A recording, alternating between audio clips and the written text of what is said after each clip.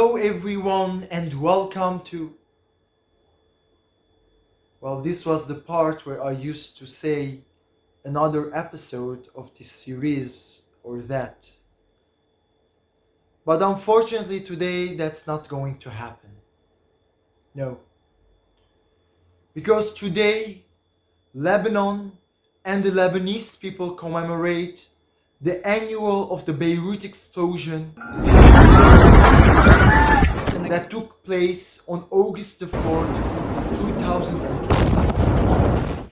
An explosion so vast that it took with it almost the entire capital and a huge portion of the surrounding cities and rural areas. Across the city and damaged cars on the roads near the port. An explosion so enormous that it was recorded the third place in the world's deadliest explosions, right after Hiroshima and Nagasaki. The blast struck with the force of a 3.5 magnitude earthquake.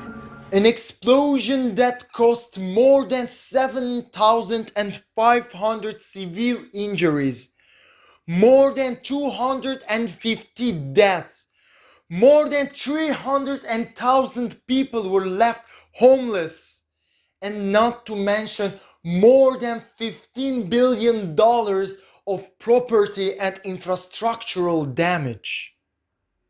An explosion that left numerous families without their family members, numerous newborns without their parents, and numerous grandparents without their young kids to take care of them. Family was leaning over the coffin crying. His mom kept saying, "Who's going to help me now? Who's going to help me?" Something that not a single country could have predicted it and could have been ready to tackle it. In a country that has faced more than 5 different wars, more than 30 years of corrupt political system, and more than a decade of an economic crisis, with no budget, with no contingency plans, and without a single person to be held responsible because of the huge corruption.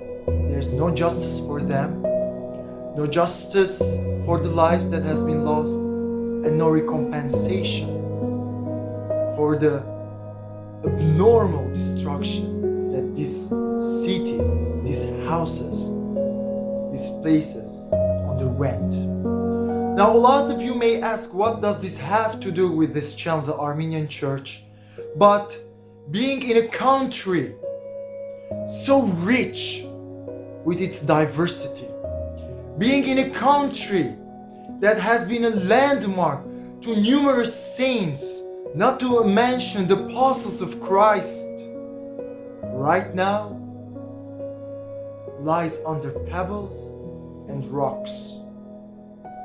And that's why I decided to dedicate these videos to all Lebanese people, my friends, my family, as I, like you, we all experience the same tragedy. Although this may not do anything, but that's why I call on you guys to share their story, to share and join us in solidarity on August the 4th, 2021. Would you join us with your prayers that God may render our justice, render the justice of the Lebanese people, and may this never repeat in any place.